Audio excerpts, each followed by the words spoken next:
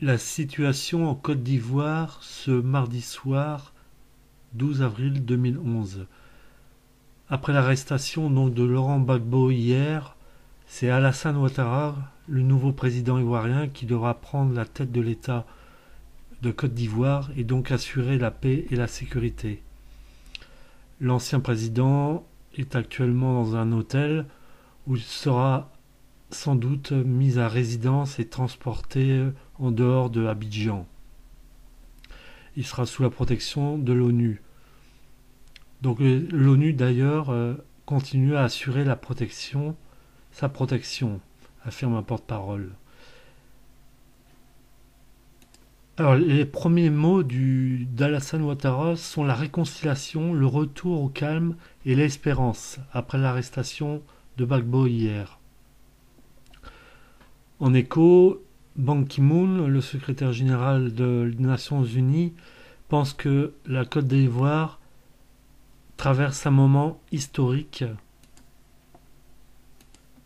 Ban Ki-moon d'ailleurs demande à Ouattara de faire le maximum pour éviter un bain de sang et des représailles qui pourraient découler de son accession à la présidence. Les 4 mois de cette crise ont fait presque 1000 morts à Abidjan, selon l'ONU. La bataille d'ailleurs dans la capitale ivoirienne, qui est évaluée à 4 millions d'habitants, était au bord d'une crise humanitaire avec des pillards dans tous les domaines. Hier encore, et même aujourd'hui, il y a eu des pillages dans certains secteurs avec des coups de feu qui se faisaient entendre. Les nouvelles forces républicaines de Ouattara se disaient débordées par les pillages qui battaient leur plein. D'autre part, la situation humanitaire est assez difficile et l'ONU a mandaté 3 experts qui seront chargés d'enquêter sur les crimes commis par le président Gbagbo.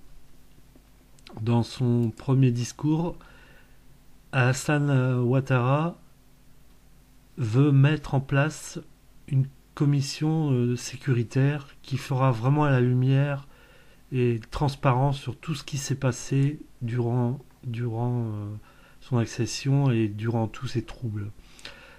Laurent Gbagbo, qui a 65 ans, a été arrêté après une offensive dans sa résidence à Abidjan. Le président Gbagbo accuse les Français de l'avoir enlevé, ce que dément le ministre des Affaires étrangères Alain Juppé. Donc la mission Licorne est terminée et elle a bien accompli, disons, son travail et en fait des soldats supplémentaires ont été portés jusqu'à 1700 depuis février. Donc le nouveau président va engager une procédure judiciaire contre Gbagbo et sa famille.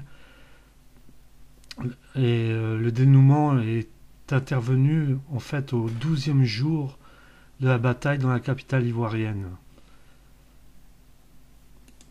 La France a mis à disposition de la Côte d'Ivoire 400 millions d'euros. Le président de la Banque mondiale a appelé donc la communauté internationale à reprendre de l'aide vis-à-vis de la Côte d'Ivoire.